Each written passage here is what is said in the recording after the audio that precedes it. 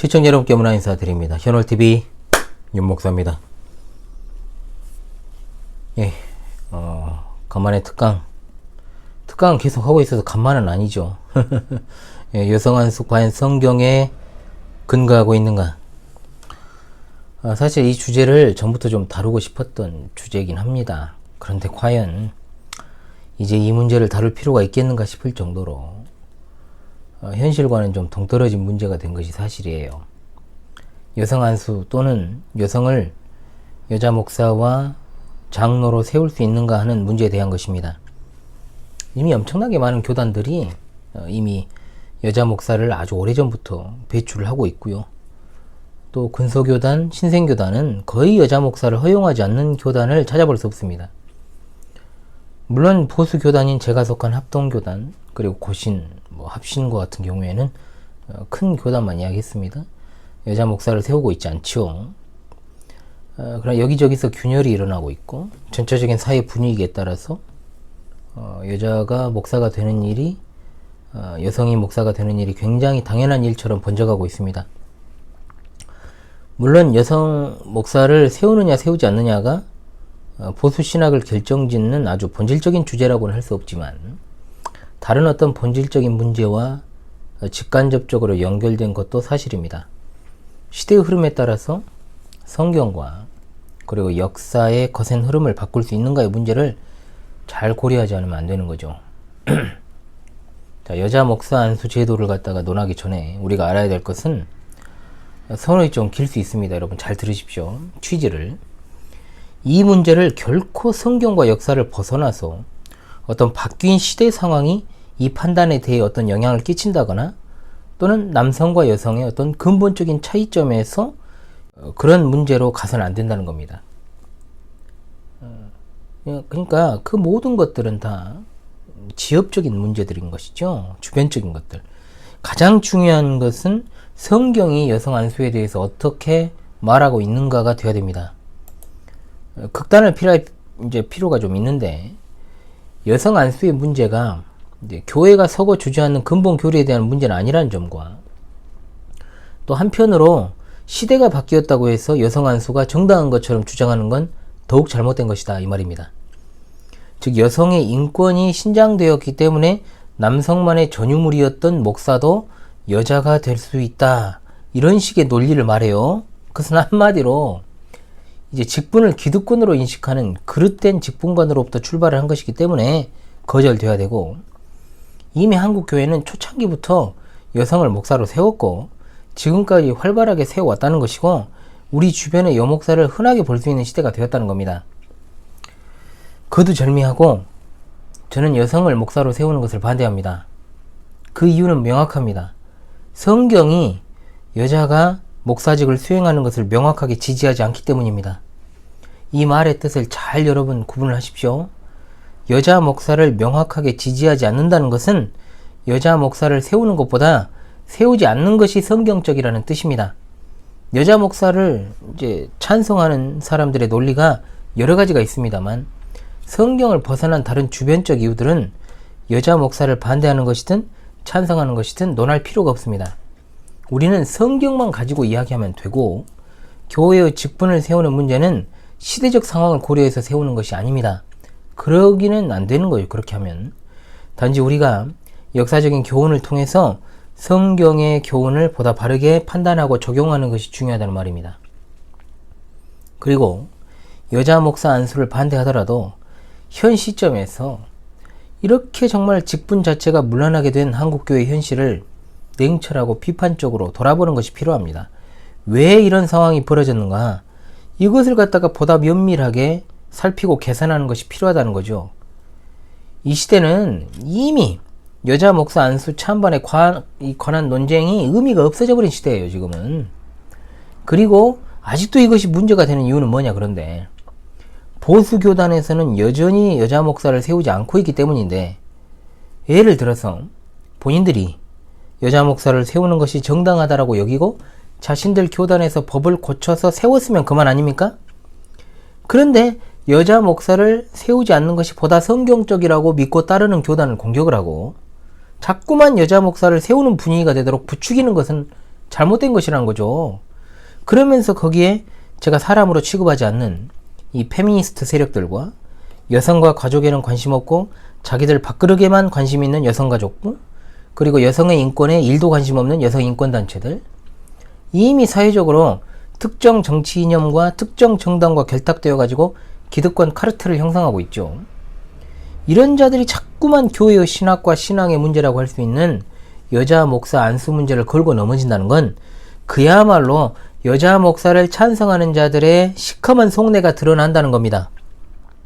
진짜 여자 목사를 세우는 것에, 그러니까 여자가 목사가 되는 것으로 인해서 여성의 인권이 상승되는 것에 관심이 있는 게 아니고 교회에 내정 간섭을 해가지고 교회를 흐트려는 수작이란 말입니다.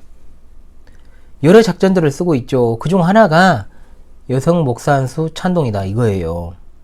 그렇기 때문에 우리 성도님들은 교회 내에서 어떤 이슈가 도출이 되잖아요. 그러면 그것을 성경적으로 판단하기보다 사회적인 어떤 분위기와 시대적인 흐름, 그리고 시대의 물결에 영향을 받아서 바른 어떤 성경적인 판단에서 벗어나면 안 되는 겁니다. 냉철하게 바라봐야죠. 단순하게 감정적으로 접근할 문제는 아니라는 겁니다.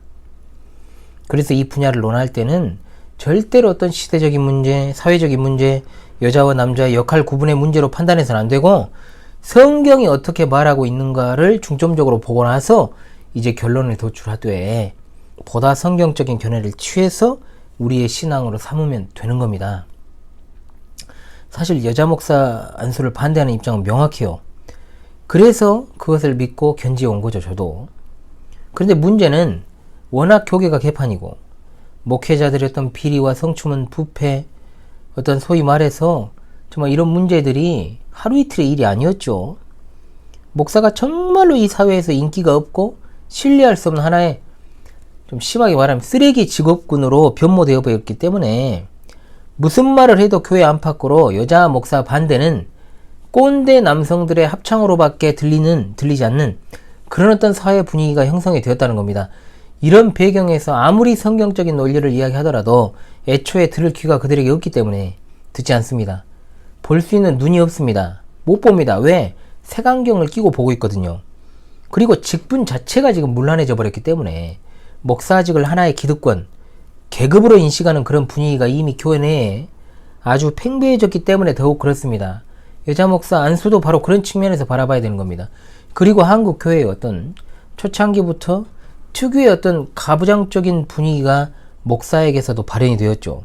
권위주의적이고 또 사제주의적 모습으로 투영되어 나타났기 때문에 굉장히 옛날 성도들이 목사를 제사장적으로 인식하는 일들이 많았죠. 실제로 많았습니다. 아직도 그런 분위기가 좀 있고, 이런 분위기에 대한 반발로 더더욱 목사직을 남자만 수행한다는 것에 대한 반발심이 강하게 들게 된 것도 사실입니다. 이런 시대적 사회적인 상황 가운데 처해 있는 이런 모습들을 직시를 하고 여성 안수 문제를 바라봐야 될 것입니다. 제 영적 스승이신 안 목사님도 어떤 정통적인 관점에서 여자 목사 안수를 반대하던 분입니다. 그런데 작년에 보니까 입장이 좀 바뀌셨어요. 교회의 직제란 그 시대가 필요로 하면 만들어줄 수 있다라고 말씀을 하시더군요. 그러면서 그 논거로 반대자들이 주로 예로 드는 디모데전서 3장의 말씀과 고린도전서 14장의 말씀이 그 시대와 배경에 따른 말씀이고 고린도 교회의 상황을 들어 말씀한 것이지 여성의 목사 안수를 반대하는 말씀으로 볼 수 없다고 하셨습니다. 또한 신구약 성경에 여선지자나 집사를 안수로 세웠다는 점을 들어서 여성이 선지자직을 수행했다라는 것, 그리고 인간론에 있어서 남녀 모두가 타락한 본성을 가진 본질적으로 같은 존재라는 측면, 그리고 여자 목사가 교회사적으로는 정통이 아니지만 그렇다고 비진리는 아니라는 것, 이미 여성이 교회에서 설교권을 행사하고 있는 것들을 예로 들고 치리권과 성찬과 세례, 즉 성찬권을 줄 수 있다라고 주장을 하셨습니다. 그러니까 여성 안수를 찬성하는 이들의 논리에서 이제 크게 벗어나지 않는 주장을 하셨죠. 물론 찬성하는 이들은 정말 말도 안 되는 논리를 앞세우고 있어요. 그나마 안 목사님은 어느 정도 공감할 만한 내용을 들어서 여성 안수를 허용할 수 있다고 주장하는 겁니다. 인정합니다. 그리고 충분히 참고할 만한 개인의 견해라고 보고 있습니다. 그러나 사실 현실에서 여성 안수를 찬성하는 사람들이 문제가 아니라 반대한다고 하면서 또는 그 반대하는 사실에 대해서 동조하는 이들이 정확하게 왜 여자 목사를 반대하는지에 대해서 설명을 제대로 못한다는 겁니다. 여기서부터 문제가 발생해요. 제가 여자 목사를 안 세우는 국내 최대 보수교단에 속해 있지 않습니까? 그런데 내부에 심정적으로 여자 안수를 찬성하는 목회자 신학자가 굉장히 많습니다. 이 문제에 아무 생각 없는 사람들이 이제 대부분이고요. 저도 신대원 시절에 경험을 했습니다. 합동교단 아닙니까 제가? 그런데 여자 목사를 찬성하는 분이 설교와 교수였어요. 그분이 뭐라겠냐, 좋은 인재들을 통합 측 교단에 다 빼앗긴다면서 안타까워하시더라고요. 그리고 원로 목사님 한 분이 있었어요. 그분은 권징을 가르쳤는데 왜 여자 목사 안수를 하지 않느냐고 학생 하나가 물으니까 버럭 또 옛날 근성 나오죠. 화를 내면서 성경에 여자는 잠잠하라고 했다 이렇게 말하면서 그 이상 설명을 또 안 하시더라고요. 뭉개버리는 그런 모습을 보면서 이건 찬성이나 반대나 둘 다 문제다. 찬성하는 자들의 논리도 그릇되고 반대하는 자들의 논리가 명확한 성경적인 증거를 가지고 나와야 하는데 그렇지 못하다라는 것이 참 안타까웠습니다. 그리고 솔직히 저 신대원 대학 신학대학원 재학 시절에 40여 명의 동기들 중에 10여 명의 여성분들이 있었어요. 그러면 이 양반들은 그냥 신학 공부만 하러 온 것일까요? 아닙니다. 여자 목사가 되려고 했던 분들은 어차피 여기서는 졸업해도 여자 목사 못 되니까 졸업장만 따서 군소교단으로 가서 목사된 일도 있어요. 그렇지 않고 순수하게 전도사 사역을 하신 분도 있지요. 이분들도 분명히 교회에서 가르치는 사역을 수행하기도 했습니다. 각 분야별로. 그러나 대부분 어떤 의도를 가지고 입학을 했다는 겁니다. 여성임에도 불구하고 여성 안수를 하지 않는 교단에 신대원에 왔잖아요. 자, 여자 목사가 옳으나 그르냐 문제를 이야기하기 앞서 제가 이런 배경 설명을 드린 것은 가타부타 설명을 제가 아무리 해도 이미 여자 목사는 만연해 있는 현실이라는 겁니다. 그리고 일단 여자 목사만 따로 떼어놓고 이야기하지 않아도 저는 목사직 자체를 비롯해서 교회의 직분이 굉장히 지금 문제가 되고 있다라고 보는 사람이고 문제다. 무임 목사, 은퇴 목사, 원로 목사 비롯한 교회 내 명예직과 같은 제도 자체도 저는 부정하는 사람이에요. 또 목사직 자체의 성격에 대해서도 항상 고민하지 않아요. 저는 은퇴하면 목사직을 제가 스스로 면직하겠노라고 말하지 않았습니까? 절대로 어떤 편견을 가지고 제가 보수교단에 속해 있다는 것 때문에 여자 목사를 반대하는 것이 아니라는 겁니다. 성별에 상관없이 저는 자격 없는 자들이 목사가 되면 안 되는 것이야말로 불변의 진리라고 믿습니다. 분명 성경에 감독의 자격이 나오지 않습니까? 얼마나 지금까지 무자격자들이 날림으로 돈 주고 목사 자격증을 취득해 왔는지 몰라요. 그런 현실 속에서 어찌 보면 여자 목사 안수 제도를 가지고 이야기하는 것이 목사의 한 사람으로서 조금 부끄러운 감정이 많이 든다는 겁니다. 그래서 이 부분을 전부터 제가 계속 다루고 싶었지만 워낙 목사라는 존재가 얼마나 사람들에게 안 좋게 각인이 되어 있습니까? 그런데 딱 봐도 밥그릇 싸움 같아 보이는 이 여자 목사 안수 제도의 찬반에 대해 논하기를 뭐 했다는 거죠, 제가. 그래서 언젠가는 한번 다뤄야 되겠다, 따로 특강으로. 제 영상 열심히 본 분들은 이미 아실 겁니다. 제가 개혁파 신앙 길라잡이 직분론에서 이 이야기를 했어요. 그렇기 때문에 제 입장을 아실 겁니다. 원리 원칙만 딱딱 이야기했죠. 또 저는 원리 원칙만 딱딱 이야기하겠습니다. 무엇보다 중요한 것은 이제 결론이죠. 결론 부분에서 그것은 잘 들어보시면 될 것 같고요. 오늘 첫 번째 시간에서는 몇 가지 이 주제들을 좀 잘 들어보시길 바랍니다. 첫 번째로 교회의 직분과 이제 직책에 대한 이해가 좀 필요합니다. 에베소서 4장 11절에 따르면 승리하신 그리스도께서 자기 백성에게 주신 선물이 사도와 선지자와 복음 전하는 자 그리고 목사와 교사라고 되어 있습니다. 그러니까 이 부분을 제가 한번 읽어드리면요. 그가 어떤 사람은 사도로, 어떤 사람은 선지자로, 어떤 사람은 복음 전하는 자로, 어떤 사람은 목사와 교사로 삼으셨으니 이는 성도를 온전하게 하여 봉사의 일을 하게 하여 그리스도의 몸을 세우려 하심이라. 아멘. 자, 앞에 이제 나오는 세 직분은 교회가 처음 시작할 때 주어진 한시적 선물입니다. 그리고 뒤에 두 직분은 주님이 다시 오실 때까지 교회에 계속 있어야 되는 선물입니다. 그래서 앞에 직분을 특별직이라고 부르고 또는 한정직, 특별직이라고 부르고 교회에 계속 있어야 되는 뒤에 두 직분을 항존직이라고 합니다. 교회에 항상 존재해야 된다라는 뜻입니다. 항존직을 오해하면 안 됩니다. 늙어 죽을 때까지 해먹는 직분이 아니고 교회에 항상 존재해야 되는 직분이라는 뜻입니다. 즉 교회가 존재하는 한 계속해서 존재해야 되는 것이 이 직분이라는 뜻입니다. 자, 이것은 시대적 상황이 바뀌었다라고 해서 변하는 게 아닙니다. 교회의 목사, 장로, 집사라고 하는 이 세 가지 직분은 교회의 필요에 따라 어떤 특정한 업무를 효율적으로 처리하기 위해서 임의로 만들어낸 직책이 아니라는 뜻입니다. 이것은 그리스도께서 교회에 주신 선물입니다. 은사기 때문에 임의적으로 만들어낸 제도와는 근본적으로 본질적으로 다릅니다. 달라요. 따라서 후에 만들어진 어떤 권사라든지 서리집사라든지 전도사라든지 강도사라든지 이런 필요에 의해 만들어진 직분 또는 직책과는 분명하게 대비가 된다는 겁니다. 저는 성경에 나오지 않는 이런 직분이나 직책에 대해서 회의적입니다. 직분으로 돼 있죠. 직분화. 여자 목사 한 수를 찬성하는 이들이 교회의 필요에 의해 만들어낸 이런 직책들을 앞서 말씀드린 교회의 직분과 비교를 해가지고 여자 목사를 세울 수도 있다라고 보는 것은 원리적으로 맞지 않습니다. 만일 그런 차원이라면 굳이 목사라는 타이틀이 아닌 여성만 감당할 수 있는 새로운 직책을 만들어내면 되는 겁니다. 그러나 성경적 원리에 의하면 직분과 직책은 분명히 다른 것임을 생각을 해야 됩니다. 직분은 은사기 때문에 그렇습니다. 구약의 제사장 제도와 목사직은 분명 다릅니다. 이것을 들어가지고 여자 목사 안수를 반대하는 측면도 분명 문제가 있죠.